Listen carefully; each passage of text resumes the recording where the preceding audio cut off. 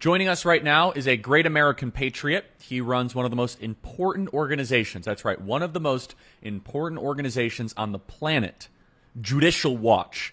And he has been on the front lines of the affidavit fight. It's so funny.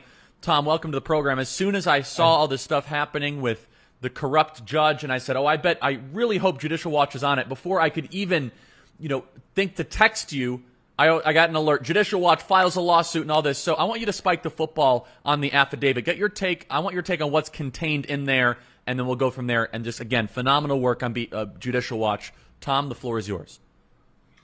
Hey, thank you, Charlie. I appreciate the good word there. And, we've been litigating federal records laws and fights about them for nearly 30 years. So, we saw that this whole fight with Trump and which culminated in this outrageous raid on his home, was a sham.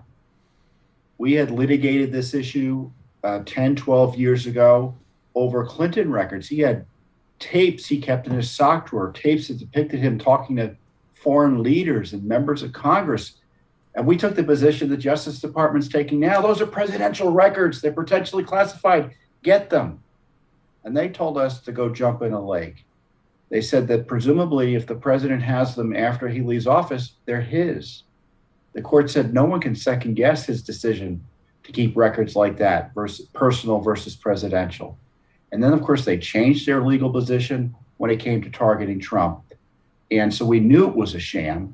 And sure enough, as soon as we saw this outrageous, abusive political raid, we asked the court to unseal the records.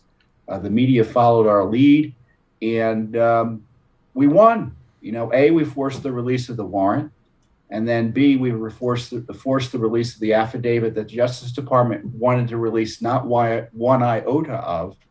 And the affidavit shows there was no good faith basis for the raid, that the archives asserted authority and power over former President Trump it didn't have, which means their legal position under the law is they're supposed to take care of presidential records they have.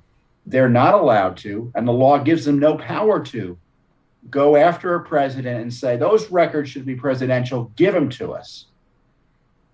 And so if I were President Trump, certainly this affidavit confirms they don't have a leg to stand on. I go back to the court and I say, look, this material was turned over. I tried to play nice here, but in the end, these are my records personally, and I want them all back. And I want court recognition that what they did here was an abuse of power that hasn't been seen in American history before.